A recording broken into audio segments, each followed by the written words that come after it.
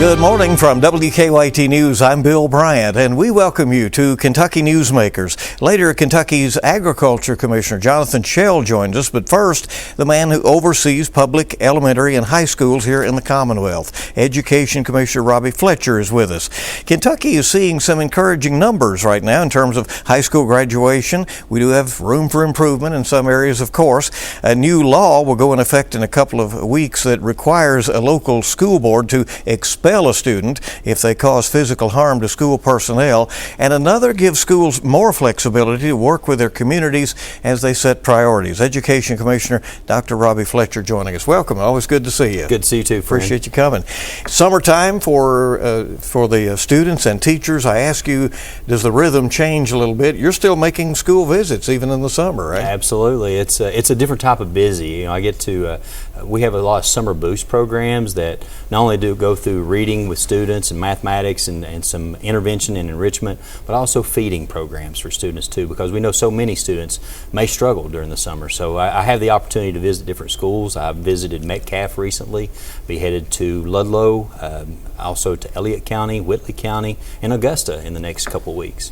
Should students completely disconnect in the summertime, or should they be kept engaged in a way that they don't lose momentum? They need to find a balance. It's important to be a student and to learn your math, your reading. Make sure that you're finding things that you enjoy to read as a student, regardless of your age. What are some things that would keep your mind working, would keep your thoughts engaged, but also to get out and play. I love it when students are outside, they're playing wiffle ball or football or soccer, and just love seeing that too. So physical activity is so important. So it's good to find a balance in the summer. You said when you make visits, they often ask you, can you give them more recess, right? Yes. I've done a few visits, and students will say, especially during the year, can you give us more recess? And I always walk out with requests for the principal for 15 minutes more. There you go. The recent Kids Count report shows Kentucky second in the nation in high school graduation rate. Really a huge improvement over the years, certainly. What makes that progress possible? I think the progress happens because we have more and more school systems that are looking for vibrant learning experiences. Students want to be engaged. They want to have experiences that are relevant to them. They want to have opportunities for internships, for project-based learning. As I travel the state, I see so many different projects that students are working on that are solving problems for their local community. So that brings them in. They want to be there. And now, of course, we have other issues that we have to deal with as far as making sure students are not truant, things of that nature. But I truly believe our best tool in the tool belt is having those what we call vibrant learning opportunities where students are engaged day in and day out and want to be in our schools because the learning is relevant to them. And what are some areas that we really need to improve on, Mr. Commissioner?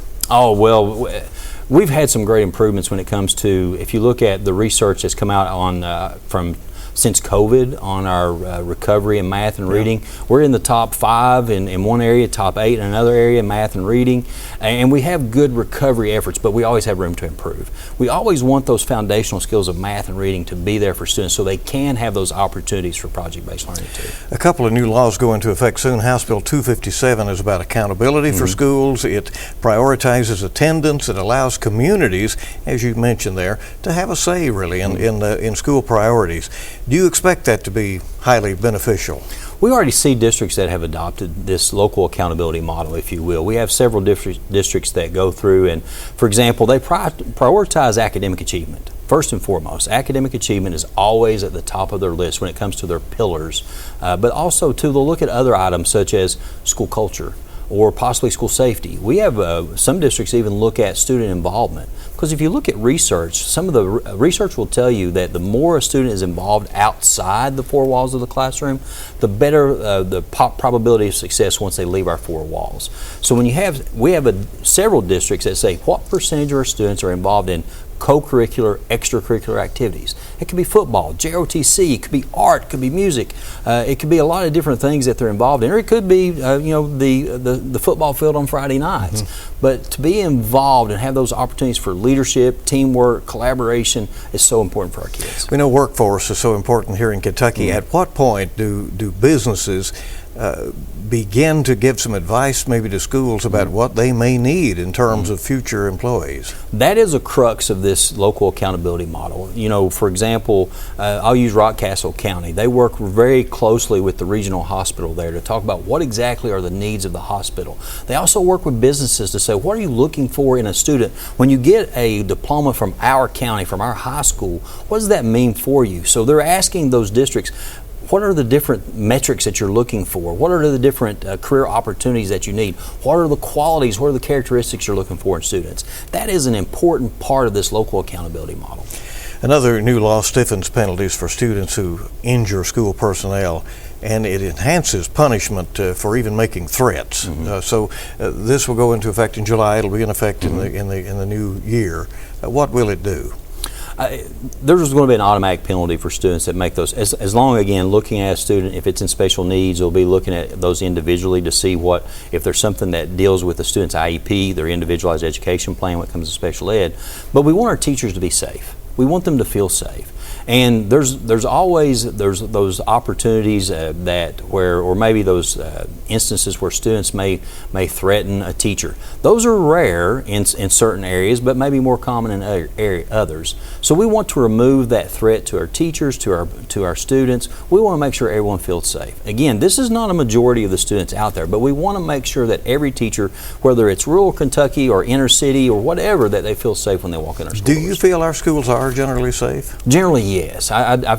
Overwhelmingly, I'd rather our students be in the four walls of our schools in many cases than in their own neighborhoods. In many cases.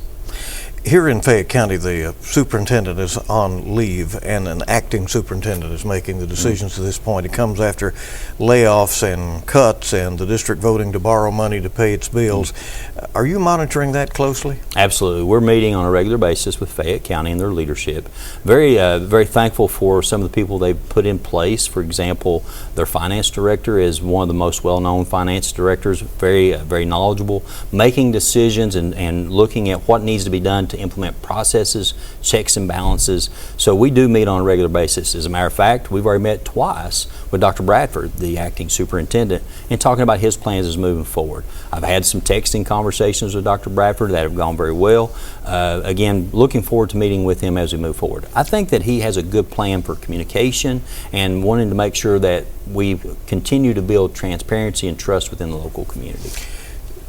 How should students and parents feel about the situation in Fayette County right now, do you think? I mean, you have confidence that it can get back to normal rather quickly? I think when you appoint someone from inside that people have trust in, and even in this acting role, people understand and they know Dr. Bradford. And when you have a relationship with someone that you feel comfortable with, then trust usually follows. So as a parent, there's so many opportunities here in Fayette County that some students outside of Fayette County don't have. They may have opportunities for internships with jobs or businesses. They have opportunities for collaboration that you may not have in other areas. So there's a lot of opportunities here. Now, as far as the finances, they've got a long road. They got a long road to go, but I believe they have the right people in place. We have a couple more meetings. We'll monitor the situation and have input as we go along. And we've been talking along with the Fayette County people now for a few months, and we'll continue that as we move forward. Were you surprised at how deep the hole seems to be financially for Fayette County? Well, I think everyone was surprised as it went through, as far as but they do have a plan in place. It's going to take probably 2 to 3 years to execute that plan and get them back to where they need to be financially. But again, taking those steps, making those tough decisions, it's going to be difficult no matter what or who's in place. How are Kentucky schools preparing students for a world where artificial intelligence is going to be playing an increasingly key role in future careers and in daily lives? I think schools take a different approach when it comes to AI. First of all, there's the programming aspect. How do we teach students to program AI? Then also too, how do we teach students to use it ethically? You know, if you're going to write a paper, if you're going to write or maybe do a video production, how do you use AI to analyze the work that you've done? But also too, how are you going to use it in the workforce? So it's really a three-pronged approach about how we need to look at AI as we move forward, because it's the world we live in. Students have been using AI much longer than I have, for sure. So we can learn from the students and how they're doing this, but also too, using that ethically, but also, I tell teachers all the time, I don't believe that that any teacher will ever be replaced by AI, but you may be replaced by a teacher who can effectively use AI. So it's important to have that. I'll go back to a time, and you're probably close to this, where, the calculator was being introduced. And it's like, well, if you use that, you won't be able to do the math yourself, And so that is, I guess, where we are now, and the concern that, will you retain information? Will you, will you have some in-depth knowledge of subjects if it's just very easy to just obtain that through AI or another means? You still have to be a consumer of information. I was a math teacher, Bill, when the graphing calculator was introduced, right. And I can remember teachers even teachers, other math teachers, like, you cannot use a graphing calculator because the students are not going to learn at the level they need to. But again, it's how do you effectively utilize the technology? But again, you have to be a consumer of information. What's good information, bad information? Because AI is only good as the input that you put into it. Teachers pay. The job site Indeed says the average base salary for Kentucky teachers is $15.40 an hour. Many other jobs pay much more. Some fast food jobs pay more. Is it important that Kentucky address teachers' pay, or do they have to find people who want to be in the profession for other reasons? It has to be a mix. I mean, we want people to make a living wage. I talk to so many students that I think would be wonderful teachers, but they're worried that they can't put food on the table for their families. That's a legitimate concern. I think especially when you start looking at, for example, the Tennessee border. A lot of the school districts, or actually Tennessee, is making $50,000 their minimum teacher salary. Can you imagine being in Whitley County or maybe even Murray and trying to compete with that type of salary as a starting salary? So again, we want to make sure our teachers make more than just a living wage. We want them to be comfortable. We want them to be able to enjoy the profession and not have to work 2 and 3 jobs. I went to Target last week and I saw a teacher in line who was working at Target because she had a family of 3 that she had to take care of. We want our teachers to be comfortable, but also too, you have to have, in my opinion, you have to have a calling to be an effective teacher. This has to be where you want to be. I miss the classroom. I see teachers all the time that if you were to take them out of the classroom, they wouldn't know how to function because they're so passionate about their kids. And we love those people, but we owe it to them to make sure they make a living wage. There are report cards available now for schools. What can that tell parents and other stakeholders about the local school? I think it can tell you everything from student achievement to, if you want to include your own local report card, what percentage of our students are involved in extracurricular, co-curricular activities. What are the finances look like? When you go back to the local accountability, we have districts that also include local dashboards, a part of their accountability model of what are our finances, where's the money being spent. So I think those, if you want to really incorporate the local community, you need to ask them, what do you want to know? And how do you want to know it? How can we communicate with you? That way we build trust and we work together to solve problems. There's so many issues that are unique to different parts of the Commonwealth. We can only solve those problems if we collaborate with each other to make sure we meet those unique situations. So you can see a lot on these report cards. Anything else I haven't asked you that's on your mind here as we're into summer and waiting for another school year? Well, there is one issue that's come up with our college admissions exam. Oh, yeah. We're going to have to go through the procurement process one time again. We did go through that procurement process and the SAT was selected. It did save the Commonwealth $350,000 a year for the first 4 years and more after that. So after going through this process, lawmakers saw fit that we needed to go through the procurement again. Again, we went through it. It's overseen by the finance cabinet. So we went through the process, selected SAT. Now, we've met with the Council on Post-Secondary Education to ask about what are some amendments that you'd have maybe to the original RFP. That RFP is out, and having to go through that RFP process one more time is going to delay when our schools and our students, what test they are going to take in next spring. So they don't know now which one it's going to be and won't know at the earliest October. And they're different. And they're different. Yeah. They're very different. But again, they are college admissions exam. We administer the Kentucky Summative Assessments, KSA, yeah, which are content assessments. Yeah. And so we assess science, math, reading at the high school level. These are college admissions entrance exams that say what's your aptitude for being successful at the college point. So again, that's something that our parents need to know, that starting off the new year, we're working with the finance cabinet, and they have been great to try to get us through this quickly. Well, no more soon. All right. Thank Yes. you. We appreciate appreciate you coming in. It's good to be here. We're coming right back with Kentucky's Agriculture Commissioner Jonathan Shell on Kentucky Newsmakers.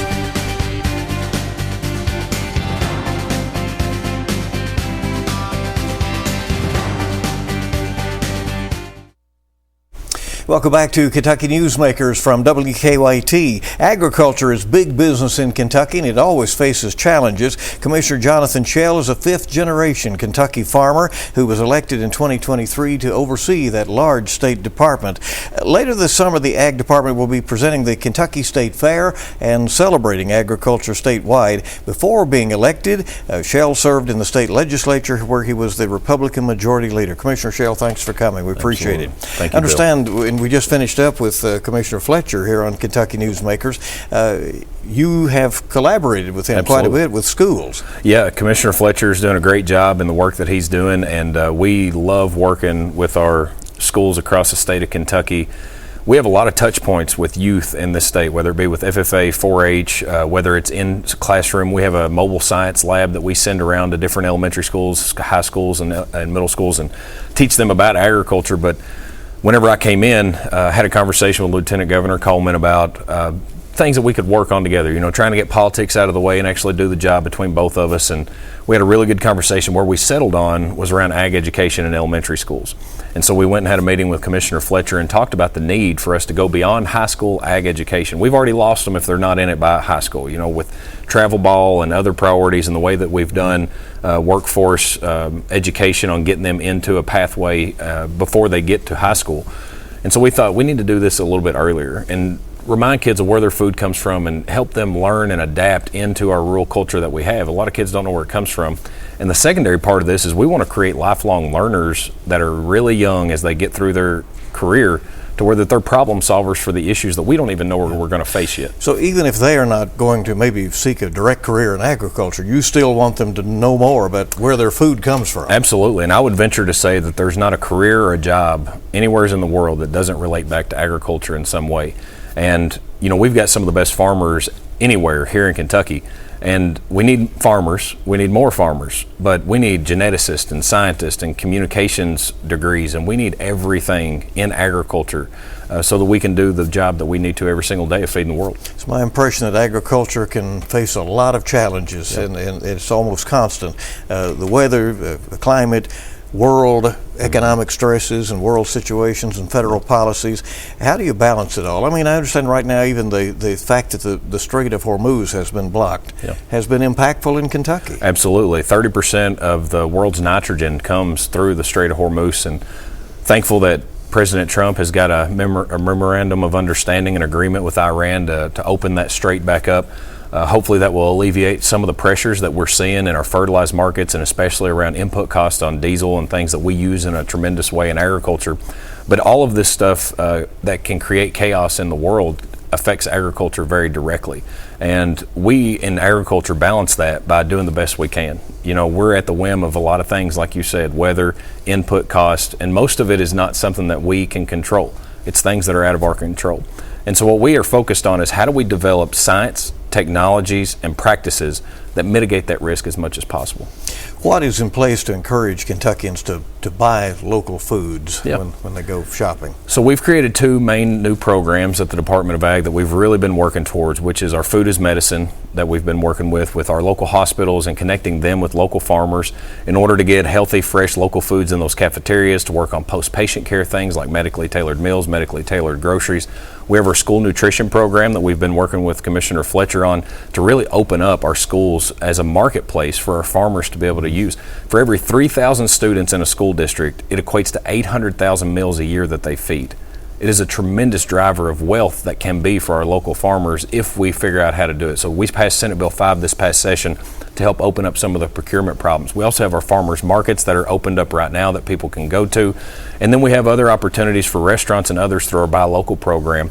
And then we work diligently every single day with amazing staff to connect with our retailers all across the state of Kentucky, which Kroger is probably our biggest partner in getting Kentucky Proud locally grown products in their shelves. So oftentimes people are buying local, even if they're chain grocery store. A lot of times, yes, and we've got a great organization across the state of Kentucky that is working with our direct distribution with a lot of our major retailers to get fresh food in. And what we want to be able to do is to get a marketplace opened up enough that people are buying it in such a way that we're able to create more wealth amongst our vegetable growers, especially in our protein producers with our cattle, our poultry, etc. But really where we're going with this is we want to attract economic development. So if we can prove that we can do it and we can show that we can sell it, economic development in this space not only looks like distribution centers, but it looks like cut, can, freeze facilities. To take a 6-month crop and make it a 12-month crop.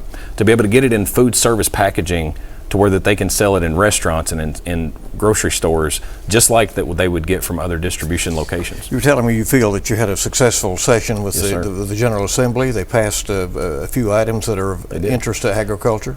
Yeah, so we were able to pass a weight limits bill on our dairy farmers. They had been having to haul half of tankers, 3/4 tankers of milk, which is a cost problem. You know, every time that you have to pick up from another dairy, it's another gallon of diesel that you've got to expend. And so getting a weight limit increase for them was crucial. It's hard to find stuff to do for dairy farmers in the state of Kentucky. A lot of those policies are federal or marketplace, but we were able to do this one.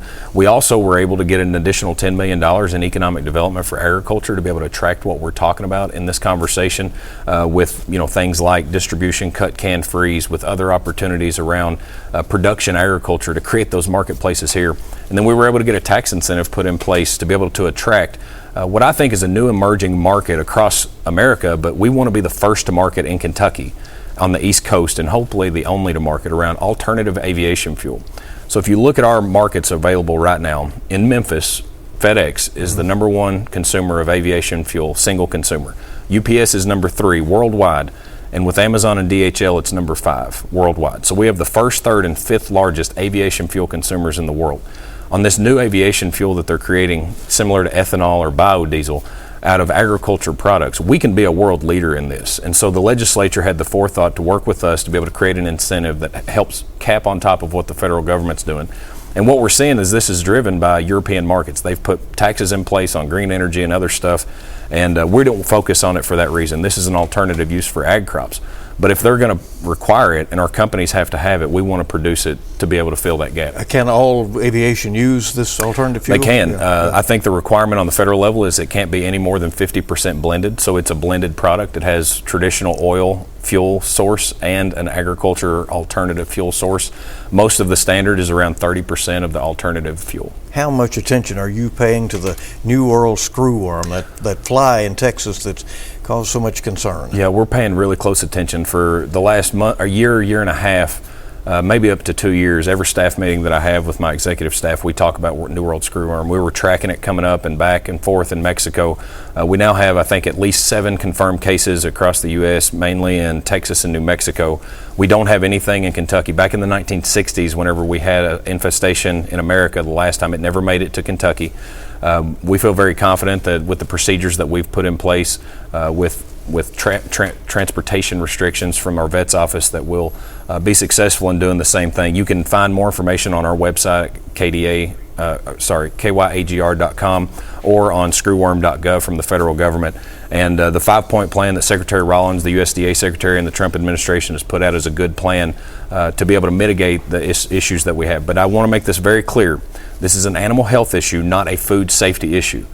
There will not be any animals that will be slaughtered and put into the meat process that are not safe for consumption through this. This is strictly an animal health issue, not a food safety issue. And that is something that you will assure people of from Absolutely. your department. Yes, sir. And, you know, lanternflies, Asian giant hornets, I mean, there are always these invasive species you have to keep an eye on. Yeah, we do. And there's always something like this that we're paying attention to, whether it be avian influenza, HPAI with our dairy, New World screwworm. And so we just have to be diligent. And our farmers are some of the most diligent. They have the greatest procedures, biosecurity put in place to be able to mitigate a lot of the problems that we face. You know, like we talked about earlier, we're at the hands of a lot of things, and animal diseases and pest infestations is one of them. The Kentucky State Fair is coming up in August. Some may not realize that it is put on entirely by the Kentucky Department of Agriculture. It's a major endeavor and a celebration of our counties, right? Yeah. Well, in part, Kentucky Venues, the Expo Center, their staff, our staff, it is an amazing cooperation that we have to be able to do that. And it starts August 20th. It runs through the 30th. And we're very excited about it. It's the best showcase of what Kentucky has to offer, in all aspects. If you've never been to the State Fair, please come to the State Fair this year. You will not regret it. It's an amazing time. And we've got all kinds of stuff that are there. These livestock shows, you can walk around, pet animals, see them. Make sure you ask first the owners of them before you pet them. But there's all kinds of animals that are in there all throughout that time. You get to go to ride the rides. And we also have a lot of things that are unique to what we do. We have the Giant Pumpkin Contest, which I enter every year and fail at every year. I try my best to get a giant pumpkin, but there's so many things. Always next time, right? Yeah, 1,261 pounds was the weight of the one last year. I mean, that's a Mazda. Sure. I mean, they're big. You haven't come up with one of those in Carroll County yet? Not yet, but I've got 5 chances this year, Bill. I've got 5 chances. Some big ones growing. Real quickly, does your department have any role in the medical cannabis issue? No, we don't. There was a separate division put together under the governor's office to work on medical cannabis. We still have a role in hemp and CBD and industrial hemp, but we do not have a role in any of the medical cannabis. You're running for re-election. You said you would take this job for life if you could get it. It's the best job in the world. People may think they have a good job. This is the best job in the world. I get to work on something new every single day.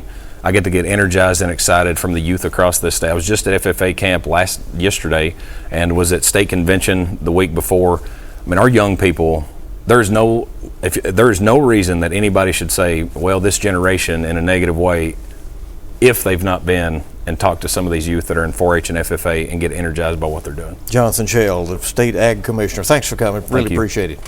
We'll wrap up Kentucky Newsmakers in just a moment.